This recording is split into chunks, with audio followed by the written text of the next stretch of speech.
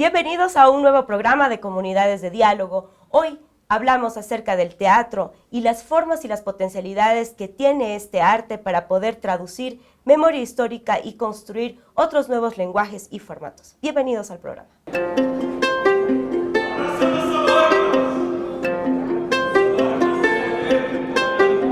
Tengo un papelito, dije, soy trabajadora de las minas de Bolivia y quiero dar mi saludo a esta conferencia.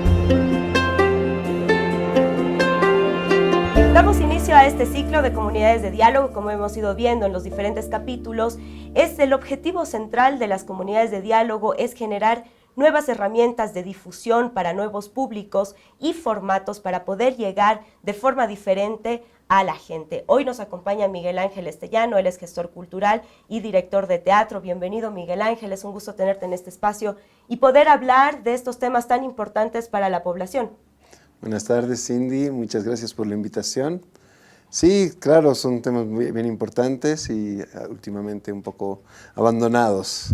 Así es, y para que no estén tan abandonados es importante ahondar un poco en la forma de hacer este tipo de obras. Más que obras, en realidad es como una especie de potencialidad de las artes escénicas que las podemos empezar a aplicar para poder generar literatura. ¿Tú crees que es posible hacer esto? Bueno, de hecho el teatro ha estado muy vinculado a la literatura desde siempre y fue un gran trabajo el desvincularlo, ¿no? Pero hay un género literario que es el teatro, ¿no? Como teatro escrito, ¿no? Dramático, y del cual hay muchos grandes textos, hay muchos premios Nobel de literatura que lo han ganado siendo dramaturgos, ¿no? Entonces sí, es un gran aporte a la literatura, pero bueno, el teatro va más allá de eso, ¿no? El teatro ya como teatro tiene más que ver con la puesta en escena y en un lugar donde se mezclan varios lenguajes, entre ellos lo dramático, lo textual, pero también la luz, la danza, cosas que provienen de otros ámbitos, ¿no? Exacto, justo quería que abordemos ese tema tan importante como es todo lo que implica generar una puesta en escena y llevar adelante una obra teatral, además de que está totalmente implícito el tema desde la escritura de un guión para poder llevar adelante una obra, pero desde lo visual, lo oral, lo corporal, ¿tú crees que el teatro podría ser una herramienta fundamental para poder traducir memoria histórica, por ejemplo? Claro, ¿no? De hecho, el teatro ha sido uno de los principales pilares de la memoria, ¿no? Sobre todo la memoria en cuanto a... La memoria está relacionada con toda la subjetividad de una colectividad, ¿no? Y el teatro brinda una experiencia que se vive dentro de la colectividad. Entonces, esa subjetividad no solo es individual, sino que se da de forma colectiva, eso es muy importante. Y la memoria es esa subjetividad colectiva, ¿no? O sea, el teatro y la memoria están siempre han trabajado juntos, ¿no? Y de hecho, gran parte de un muy buen teatro, muy interesante teatro que se hizo en época de las represiones, de las dictaduras, y después ha habido otro teatro que ya siempre es un poco, no siempre, ¿no? Pero un poco contestatario al sistema, grandes movimientos de teatro que están justamente porque trabajan en ese lugar de la memoria, en esa subjetividad de lo colectivo, de la colectividad. Sí. Hablamos de las narrativas como un núcleo central, ¿no? O sea, ¿qué tipo de narrativas son las que podemos explorar en este universo como es prácticamente las artes escénicas? ¿Tú crees que son un vehículo fundamental para poder contar historias también desde lo nuestro? Además de que obviamente nos acabas de mencionar de que el teatro también ha sido utilizado como una especie de memoria colectiva y subjetiva también para contar historias, pero ¿qué es lo que podemos generar a partir de esto? ¿Qué tipo de narrativas? Es que, bueno, más allá, solo para aclarar una cosita, más allá yo creo que no es que ha sido utilizado. El teatro trabaja en la memoria, porque cuando un grupo de personas van a ver una obra de teatro, tú estás trabajando en un colectivo y la memoria es una construcción colectiva. Entonces el teatro es memoria.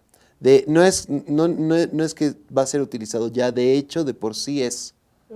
Ahora, memoria, está en ese lugar, es el sueño de la colectividad. Eso lo decía Artaud, ¿no? El teatro es el sueño del colectivo. Ahora, en cuanto a la narrativa, claro, hay muchas formas de abordar lo narrativo, ¿no? Y ahí hay muchas búsquedas distintas, ¿no? Y hay narrativas que son más cercanas a lo que vendría a ser la tragedia griega o la comedia más moderna, la comedia burguesa. Hay narrativas que tienen mucho más que ver, que han terminado vinculándose mucho con lo que terminó siendo la telenovela o el cine hoy en día. Pero también hay espacios de ruptura que el teatro puede brindar como una ruptura a los paradigmas narrativos de hoy en día, ¿no? Entonces, claro, y ahí estaba lo que hablábamos al principio. El teatro visto como texto, como drama, como un conflicto entre dos oponentes que buscan un objetivo, que es el teatro que viene desde la Grecia, que tiene una tragedia al final, casi siempre es de un hombre que se enfrenta a un destino superior, a un rey o a un dios. Entonces, esa narrativa que ha sido asumida por el cine, ha sido asumida por otros espacios, por las series, es una narrativa que nos habla de una forma de ver el mundo, pero hay muchas otras formas de ver y de entender el mundo que tienen que ver mucho más con, por ejemplo, con romper el drama, con romper el conflicto, con que la tensión y el conflicto se den a niveles más estéticos entre algo que sube, algo que baja, como una nota que compite con otra nota, y no necesariamente con dos objetivos o con dos miradas sobre el mundo. Uh-huh. Perfecto, justamente te quiero invitar a que veamos el trabajo que ha desarrollado el Teatro Albor con una obra que justamente ha sido una adaptación de un hecho histórico muy trascendental, yo creo que para nuestra memoria colectiva, que justamente tiene que ver con la Huipala y en estos sucesos del 2019 que han sido tan terribles para toda la población. Ellos han desarrollado justamente toda una puesta en escena que tiene que ver con la Huipala. Así que te invito a que veamos un poco cómo ha sido la gestación y la creación de esta obra.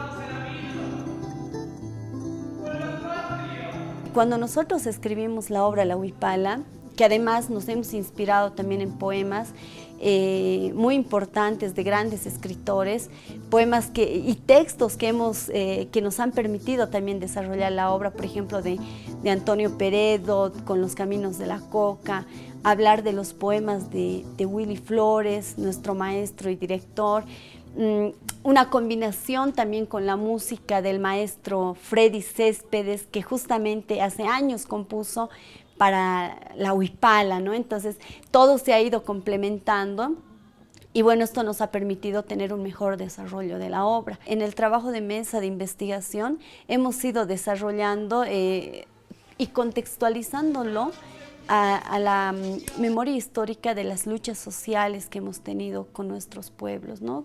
Bolivia está dividida por un abismo de desigualdades, pero hoy, en octubre, el grito de todo un pueblo surge desde el alto.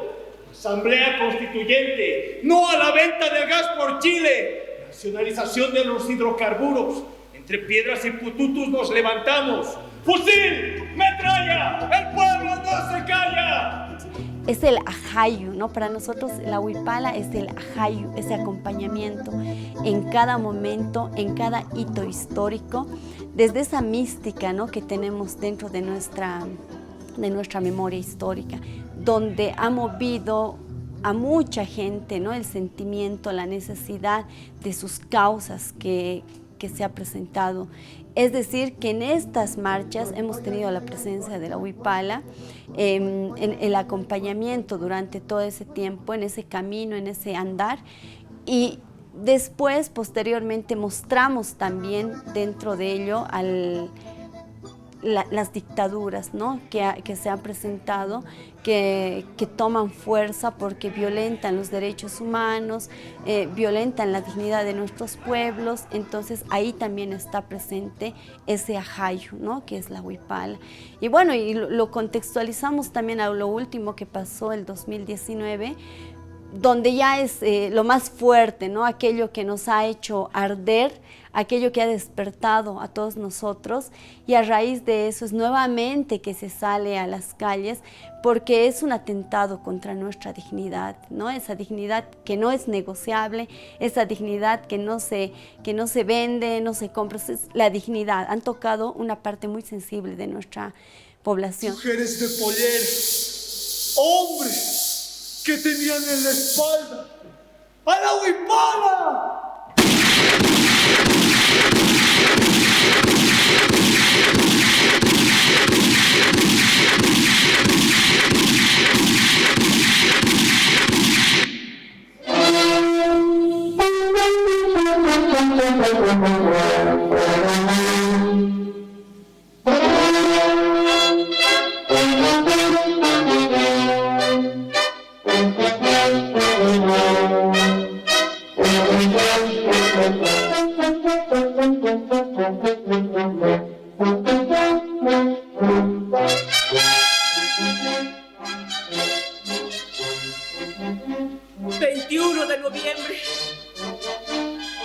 Salimos con los ataúdes a reclamar justicia.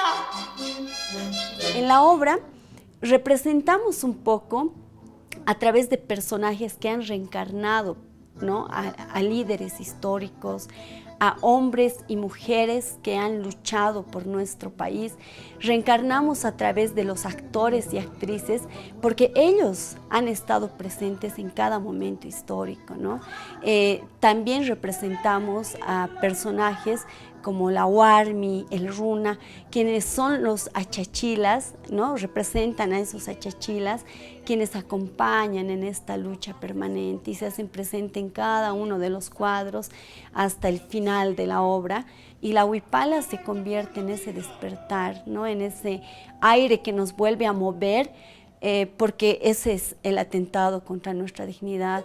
Mientras ardía lentamente la abuela multicolor hasta convertirse solamente en blanco y negro. ¡Han quemado! ¡Han quemado a mi hermano! ¡Han quemado a mi hermana! ¡Han quemado a mi madre!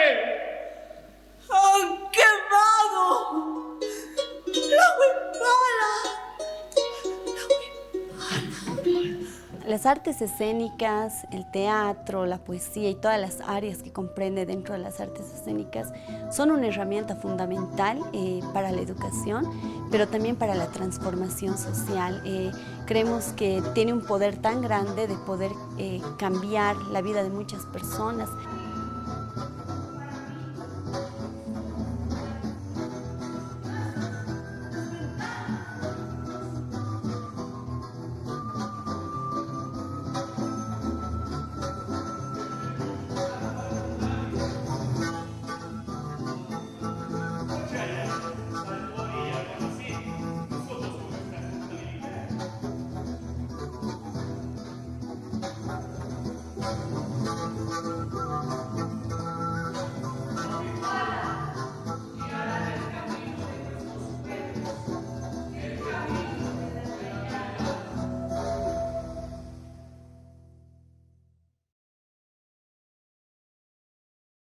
Esta ha sido la presentación de la obra teatral Huipala, que la han desarrollado el Teatro Albor, y es muy importante conocer justamente los procesos de elaboración de las diferentes obras que se ponen en marcha para la construcción de nuestra memoria también, tanto histórica como cultural.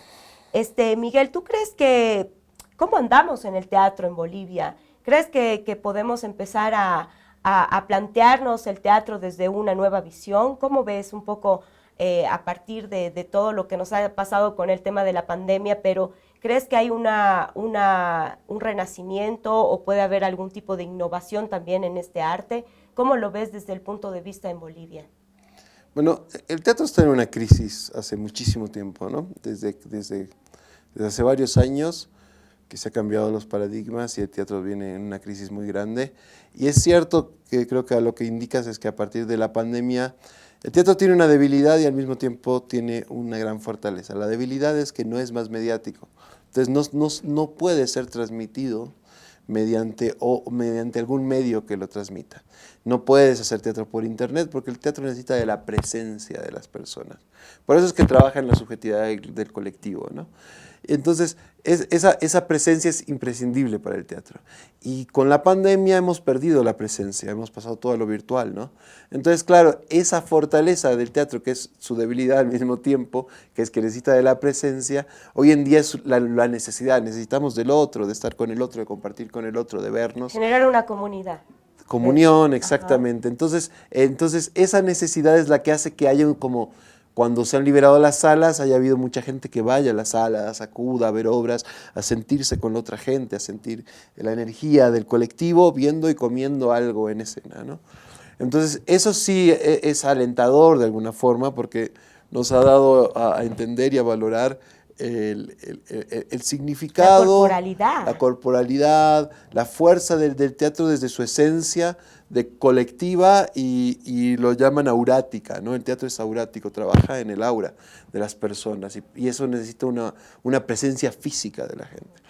Eso es lindo y eso está pasando ahora, pero sin embargo yo lo veo que tampoco es muy sostenible, o sea, no hay políticas, hacer teatro es muy costoso en el sentido de que no hay apoyos, es muy difícil, necesita mucho trabajo de colectivos, de gente que esté ahí metida. Entonces, si bien hay mucha gente que lo hace de forma militante y que está bien, me parece muy interesante, también hay unas búsquedas un poco fatuas, yo siento, o sea, no es que todas las búsquedas sean fatuas, pero como... muy de, el teatro también tiene una cuestión muy de, yo estoy aquí, existo, mírenme, estoy. Entonces, eso está bueno hasta cierto punto, hasta cierto momento está bueno ser adolescente, pero en cierto momento tienes que empezar a poner carne al asador. Para poner carne tienes que estudiar, tienes que empezar a tener un nivel de propuesta estética que no sea una imitación de otras cosas, una reflexión sobre la sociedad, una reflexión sobre nuestra memoria justamente. Igual decanta de que por sí la memoria queda en un hecho, ¿no? Cada hecho es en lo social, porque el teatro se da en lo público, y lo público es lo político al fin y al cabo, ¿no? Entonces, el teatro que se presenta en lo público y en lo político trabaja, por eso te digo, en la memoria, porque trabaja en lo colectivo. Entonces, ya de hecho, de por sí, cuando hacemos algo sobre lo que nos pasa, ya estamos trabajando sobre lo político. Es como lo que acabamos de ver, que la adaptación de esta obra sobre la bandera de la Huipala, digamos, ¿no? Exacto. Que prácticamente a partir de un hecho histórico que ha sucedido con las masacres, con el desagravio de esta importante bandera, es que también la podemos ver representada en una puesta en escena. ¿Tú en ese sentido crees que el arte ya no yendo solamente específicamente al arte escénico, al arte en general, puede ser una vía de comunidades de diálogo? No, claro que sí. Claro que sí, está dentro de la comunidad de diálogo, en el sentido de que justamente es lo que te digo, está dentro de lo político y de lo político entendido como el nosotros. ¿Cómo podemos hacerlo esto más democrático? El nosotros como sociedad. Y de hecho en el teatro, el principio que hablábamos al principio de que se ofrezcan dos visiones del mundo, tiene que ver mucho con el nacimiento y el surgimiento de la democracia. La democracia nace junto al teatro. El teatro, el concepto de tragedia y el concepto de de drama en el cual se enfrentan dos fuerzas y una gana, un deuteragonista y un antagonista, y hay uno que gana, en este Argos que se llama, en este agón, en esta pelea, es similar a cómo comprendemos la democracia hoy en día. Es similar porque nacen juntas, o sea, de la democracia griega nace junta al teatro griego. Entonces, esta concepción del mundo. Ahora, lo que yo pienso, y eso es lo interesante de las narrativas, es que nosotros podemos romper estas narrativas. Y cuando rompemos estas narrativas, estamos saliendo de la necesidad siempre de, por ejemplo, de lo que es dialéctico, digamos. Siempre piensas que está hombre, mujer, blanco, negro. Entonces, toda nuestra forma de concebir y de ver el mundo nace desde esta oposición entre dos fuerzas. Y esta oposición, que es el conflicto, que está en la tragedia, pero que también está en la política, por eso la democracia se da en este voto en el cual se oponen dos fuerzas, básicamente, y una gana y la otra pierde. Entonces, esta concepción narrativa del mundo la podemos transformar a partir de transformar nuestras narrativas.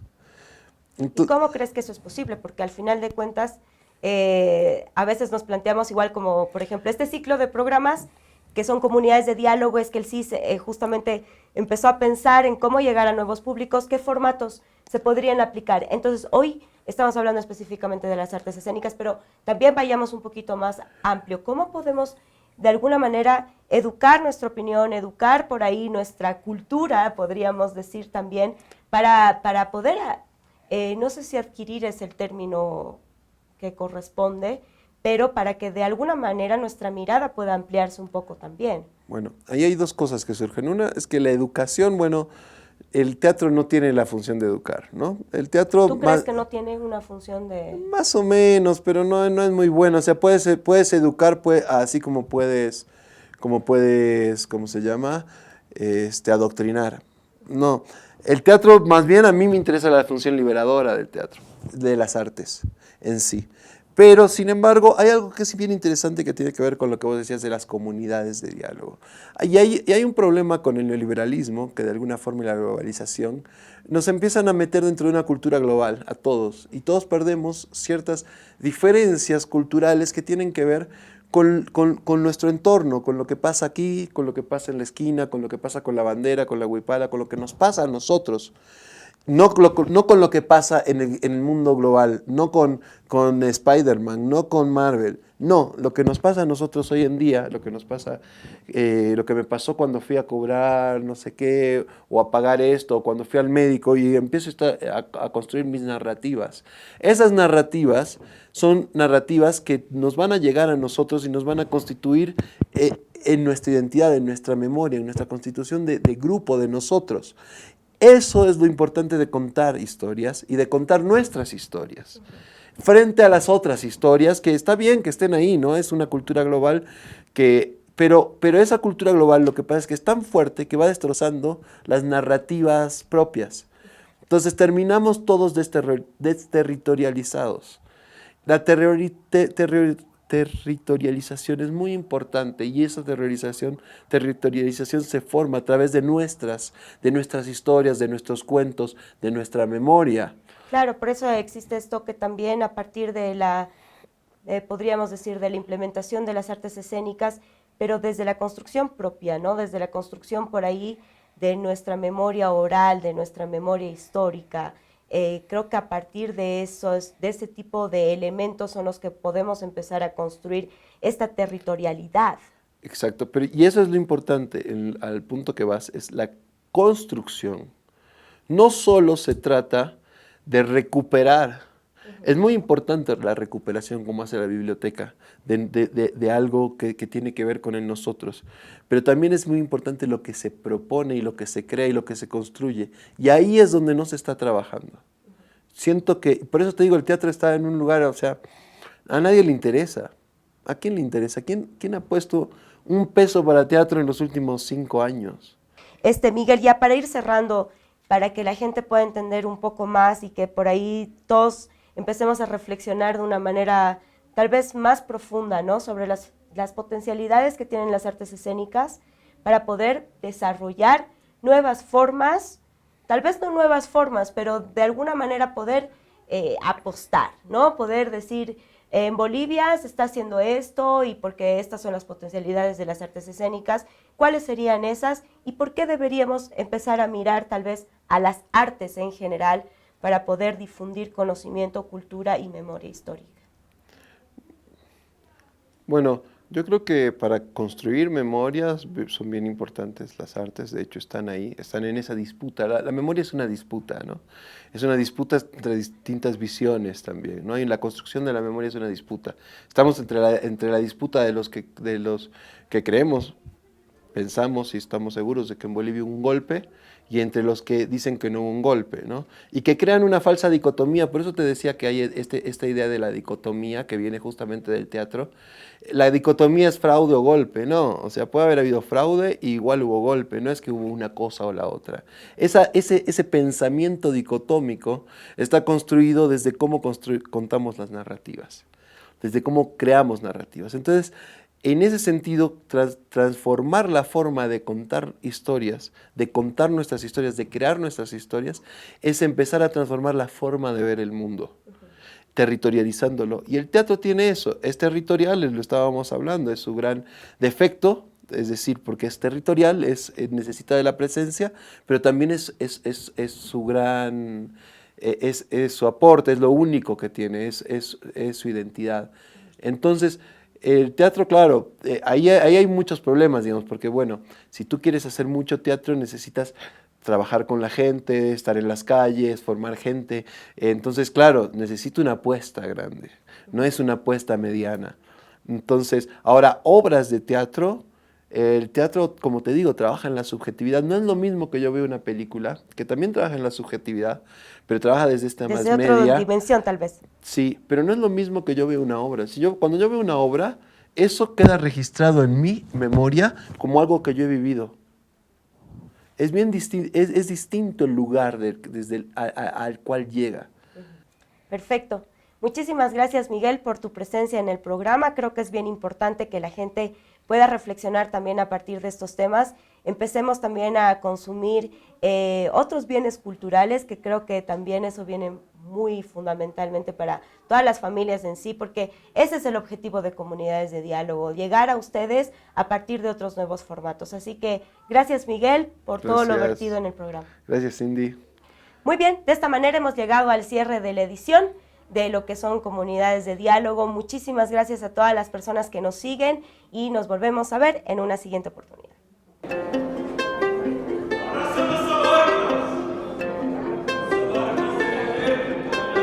Me anoté un papelito, dije, soy trabajadora de las minas de Bolivia y quiero dar mi saludo a esta conferencia.